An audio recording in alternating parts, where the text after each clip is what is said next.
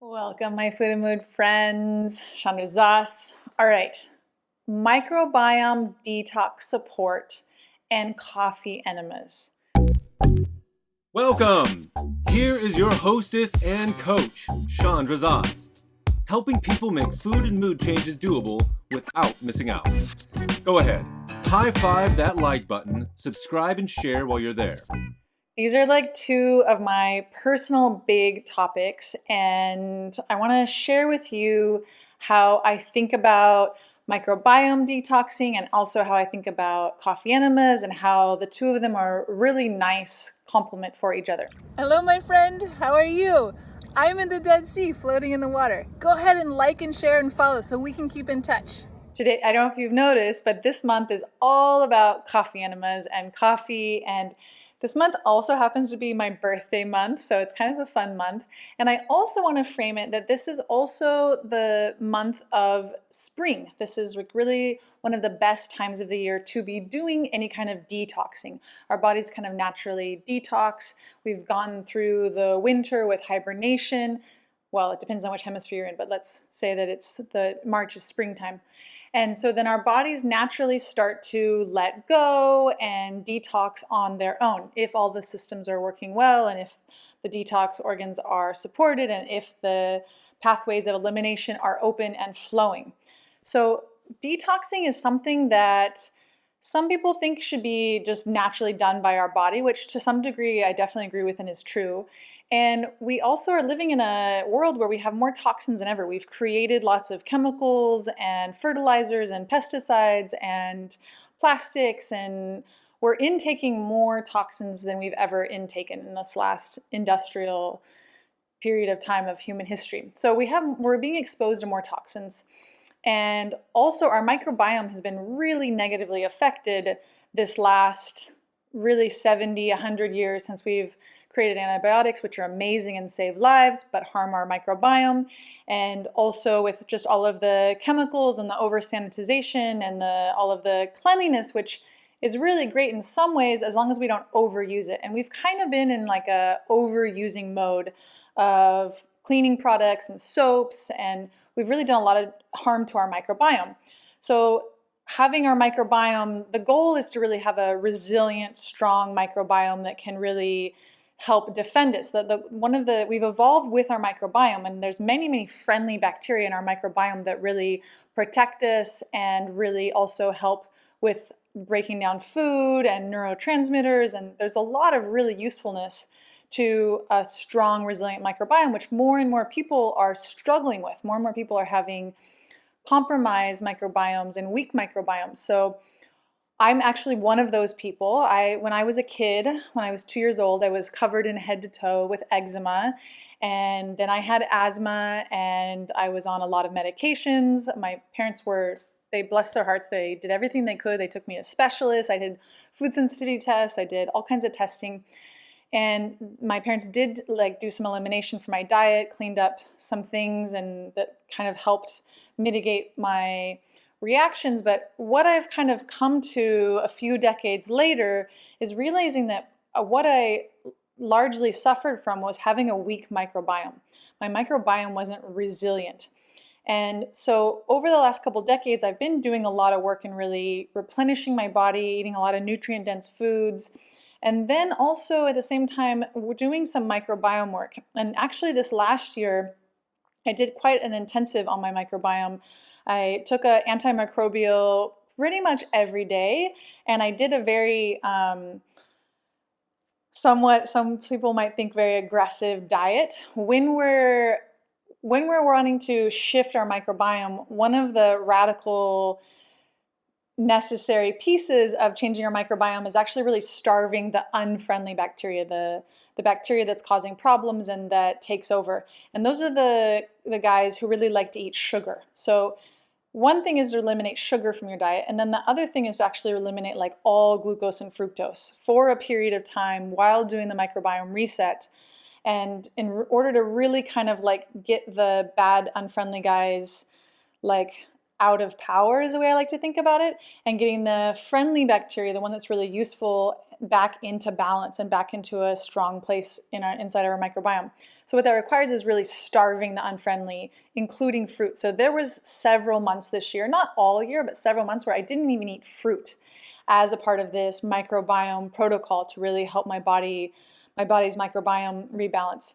And I have to say, like, I had a lot of, and I'm probably going to do a much larger video on like my microbiome year because it is coming to an end, which I'm really excited about. And my body went through a lot of different detoxing. I had headaches and brain fog, and I also had like multiple rashes that I remember having when I was a kid and when I was younger resurface on my skin and then go away.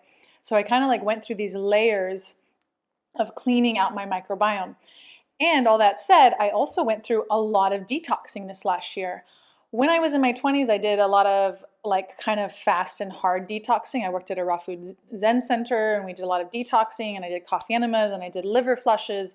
I've done a lot of like really hard and heavy detoxing when it kind of was like my full-time job at certain points where I really focused on like detoxing and repairing my body. This year, I took a very different approach where I did it really a lot more slow and gentle, and I still had detox symptoms. So one of my favorite detox supports is coffee enemas, because what happens is that when our microbiome is going through a die-off, when the microbiome is changing, when the unfriendly bacteria are coming out of power, what a lot of what's happening is they're dying off. They're literally dying. And so that feeling of making those food changes and making those microbiome changes, like, it's really quite unpleasant. It kind of, there's like a little bit of like, you kind of feel like ass, you feel like death, like it feels not fun. And the ideal situation is that your detox organ pathways are open, which means like you're sweating and toxins are coming out of your skin. You might smell funny. You might have like weird sweat. You're peeing extra and maybe your pee smells funny and funky, and you're pooping and you're making sure you're pooping every day, because one of the bummers is that when we're detoxing, or when our microbiome is like in the detoxing form, I like to call it like microbiome die-off.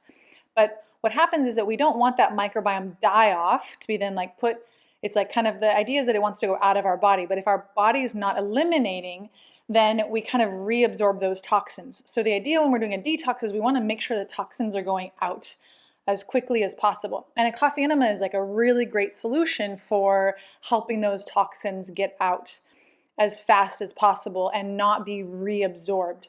One of the other things I did in combination is a binder, like charcoal.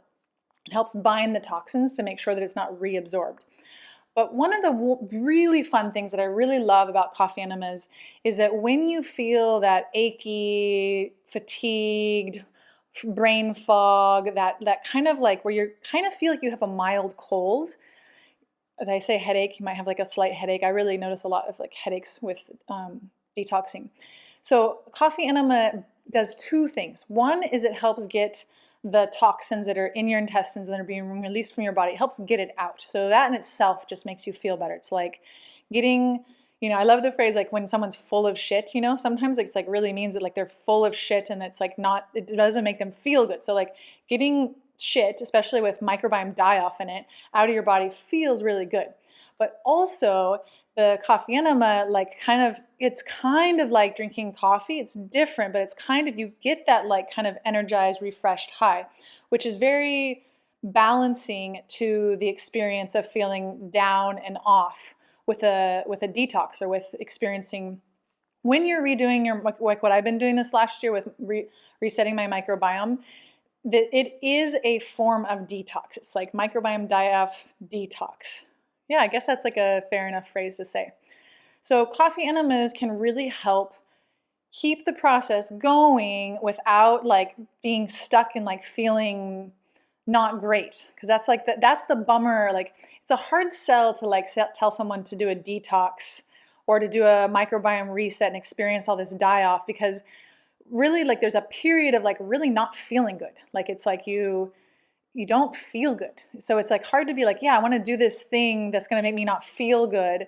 And so the coffee enema, I kind of feel like it's like this, it's not cheating, but it's really helping make the process a lot easier and smoother and feel really good.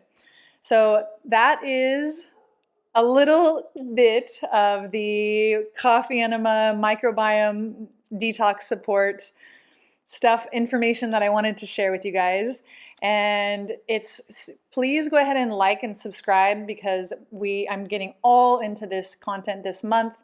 And yeah, it's really profound stuff. I'm going to say one more thing. One of the biggest reasons that I'm so in love with this microbiome reset and detox is what it's done for my eczema. And so if you're someone with eczema, I want to just share a little piece of information with you. Like, cleaning up your diet, getting your stress levels under control is really, really instrumental towards helping and really curing your eczema.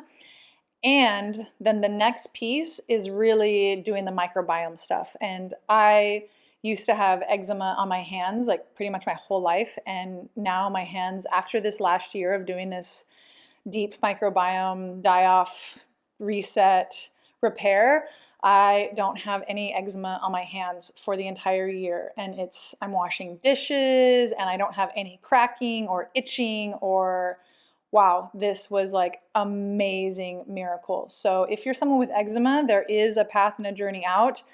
Contact me. I can definitely help you. My food and mood program is all about really learning how to internally manage stress and then how to clean up our diet and really through that have a new relationship with food.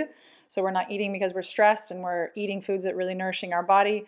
And then the next step from there is really doing this microbiome reset to really like solve the eczema issue. It's really quite miraculous. So if that's you, please reach out to me. I would love to help you. And everybody, have a beautiful day and a week and a beautiful March. And I'll see you soon. Thank you very much.